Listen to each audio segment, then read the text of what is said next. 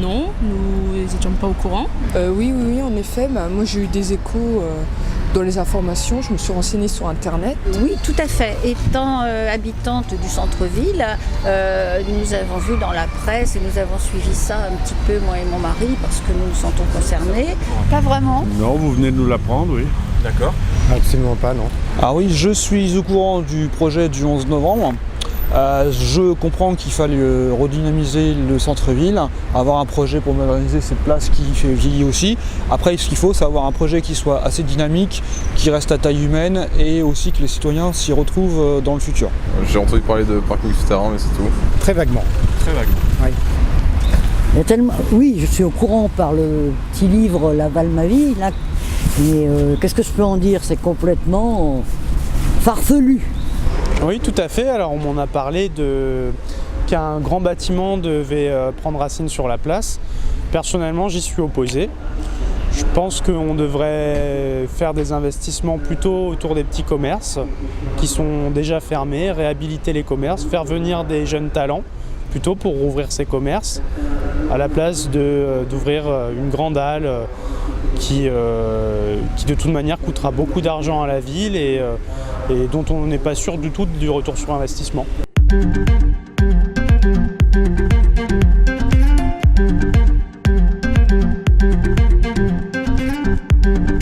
Je pense que c'est un projet qui est aberrant puisqu'on est justement en zone inondable.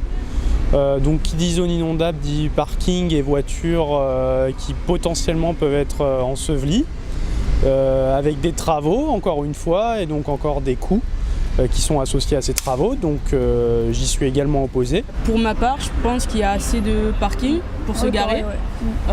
Après, le parking souterrain, je vois pas d'utilité. Enfin, pour ma part, je vois pas d'utilité. Ça, c'est pour ma part. Sauf si ils mettent des nouveaux commerces, c'est sûr que la place n'aura pas assez après. Donc, ouais. Ouais, je suis pas d'accord parce qu'il y a 2 ans de ça, moi j'ai vécu cette situation où le centre-ville était, on avait les pieds dans l'eau en effet. De ne pas prendre en compte en fait cet événement, c'est quand même scandaleux. Le parking souterrain, c'est peut-être la première chose qui nous a interpellés quand on a vu ce qu'on a vu dans la presse, en pensant que peut-être justement ce n'était pas forcément une bonne solution dans la mesure où on a tout de suite pensé à la Mayenne et que ça pouvait être une zone inondable effectivement. Donc on ne voyait pas tellement l'intérêt. C'est absurde, ça va encore coûter je sais pas combien. Il y a eu la même chose au parking de la gare. Ils ont eu des problèmes d'inondation au début, je crois. Non, moi je crois pas que le parking souterrain soit une solution. C'est vrai que pour les gens qui travaillent, c'est compliqué de se garer à certaines heures. D'accord. Et ça dissuade aussi les gens de venir. Quand il faut tourner pour trouver un parking, c'est un peu compliqué. Un parking ailleurs, oui. L'intérêt du centre-ville serait plutôt d'avoir un centre-ville peut-être plus piéton, d'améliorer en fait les transports publics qui partiraient vers le centre-ville et de telle manière avoir éventuellement, pourquoi pas, des parkings mais en périphérie de Laval, un peu comme on peut trouver à Rennes justement. Il ne faut pas nier que la circulation dans le centre-ville avec les voitures aujourd'hui pour se garer, c'est pas forcément au top. Après, engager, je crois que c'est 10 millions d'euros pour engager un parking souterrain. Est-ce qu'on ne peut pas faire un autre projet qui soit peut-être moins important au niveau financier et peut-être un parking un peu plus loin et bien organisé ou plusieurs parkings qui prennent moins de place? Pourquoi pas? Et est-ce qu'il faut aussi penser la modalité des voitures? Est-ce que dans 15 ans on prendra autant la voiture qu'aujourd'hui? Donc attention à ne pas faire un sur-projet par rapport à la future mobilité des gens dans le futur. Qu'ils auront de la flotte dès qu'il y aura trop de pluie. Hein. Du coup, souterrain, c'était plutôt pas mal parce qu'au moins ça cachait les voitures. Ça donnait une possibilité de refaire quelque chose de propre au-dessus. Donc avec plus de végétation, mais bon, si c'est pas ce qui est prévu, c'est dommage. Et sinon de l'offre actuelle, beaucoup de places au final payantes, un petit peu dommage en plein milieu du centre où ça gâche un petit peu la vue. Alors qu'il y a des places qui sont très bien implantées comme la salle polyvalente ou au parking du viaduc. Je pense qu'il y a un besoin de parking. Après, sans parking souterrain à cet emplacement-là, la question c'est à quel coût, quoi.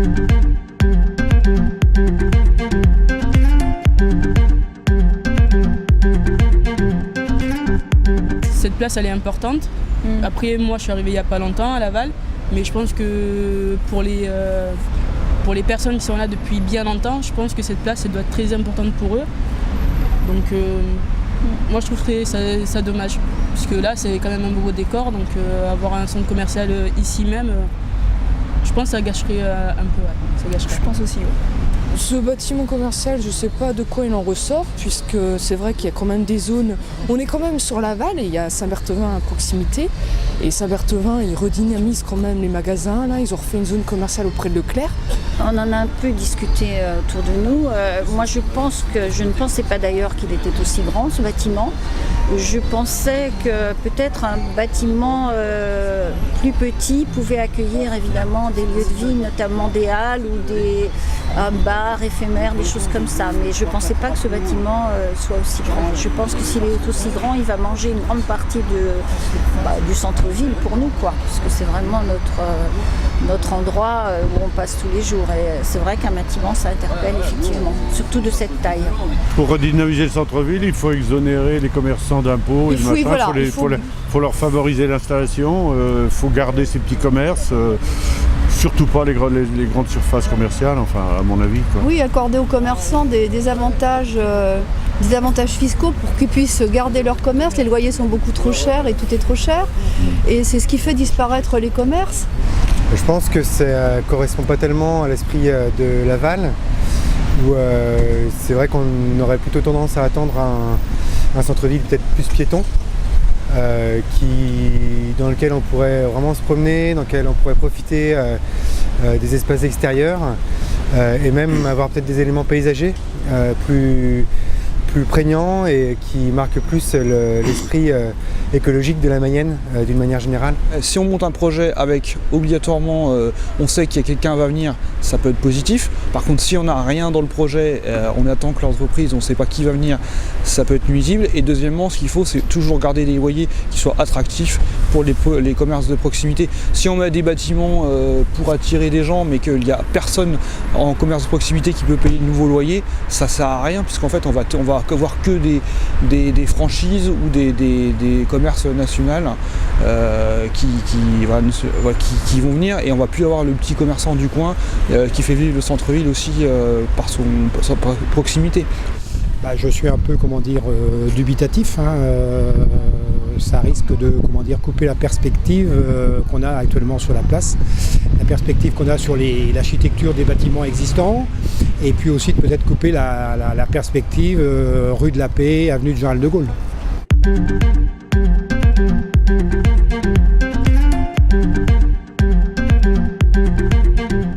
Alors, je suis totalement opposé au fait d'abattre encore des arbres sur la place, étant donné qu'il n'y en a déjà pas beaucoup. Même en termes de ville végétalisée, Laval, je pense, n'est pas la première dans ce domaine-là. Il y a déjà peu de parcs, assez peu d'aires de jeu. On a le petit jardin de la Périne qui encore est à peine suffisant pour promener ses enfants. Donc non, retirer encore des arbres, je n'y vois aucun avantage. Moi je suis contre. L'abattage des arbres, je suis contre aussi. Parce que je pense qu'il y a plein d'autres endroits sur Laval où il y a la place de mettre un bâtiment comme ça et où je pense que ça dérangerait moins les gens en général. D'accord. Je pense qu'il faut peut-être enlever certains arbres, c'est possible, parce qu'il y en a beaucoup. Mais je pense qu'il faut garder des arbres qui sont beaux ici et qui sont, ils sont beaux, quoi, en fait. C'est une catastrophe déjà sur la place, sur là-haut, là, au palais, au château. Ils ont fait ça, et c'est très minéralisé. Et je pense que c'est une mode de l'urbanisme. Et on se rend compte dans 50 ans que c'était une aberration totale. Ça l'était avant, mais bon, gardons le végétal. Dans des villes comme Rennes, c'est pareil, c'est des bacs, c'est très coûteux. Il n'y a pas d'arbres et c'est vraiment une question de mode. Et abattre des arbres en ce moment, mais c'est complètement ridicule, quoi. Je pense que c'est un peu dommage. Je pense qu'au contraire, il faudrait valoriser tout ce qui est du végétal dans Laval. Les arbres, que dire abattre les arbres, ça fait toujours mal au cœur parce que forcément, ils ont un certain âge. On a toujours la nostalgie des arbres, des grands arbres. Après, je pense qu'on peut toujours replanter des arbres, c'est un éternel recommencement. Les arbres, oui, on peut en parler, mais aujourd'hui, ce que je ressors, c'est que oui, il y a des arbres, il y a surtout du béton aujourd'hui. Donc l'ambiance végétale, elle n'est pas forcément là. C'est pas un parc. C'est pas là aujourd'hui, c'est du parking. À la limite, le projet du parking, ça peut être bien si on a un projet, qu'on mette les voitures un peu plus loin et que là, cette partie-là devienne quelque chose de vraiment végétal. Aujourd'hui, ça ressemble plus à du béton avec des arbres qui font juste une caution verte. En parlant de ça, d'abattre les arbres. Donc tout récemment, ils ont abattu des arbres près du pont de Laval. Donc je suis bien d'accord que par lesquels ces arbres, ils étaient très vieux et malades, donc ils ont été abattus. Mais moi, en tant que Lavalloise, depuis plusieurs années, j'ai été quand même choquée, même mes enfants. C'est que on est habitué à ce regard. C'est quand même plaisant d'avoir les arbres et tout avoir abattu du jour au lendemain. Et de là de ça, de nous dire qu'ils vont abattre les arbres du centre-ville, ils vont pas tout refaire du jour au lendemain. Donc non, je suis pas d'accord. C'est quand même l'environnement et l'environnement c'est important. On a besoin des arbres pour vivre, donc c'est vital.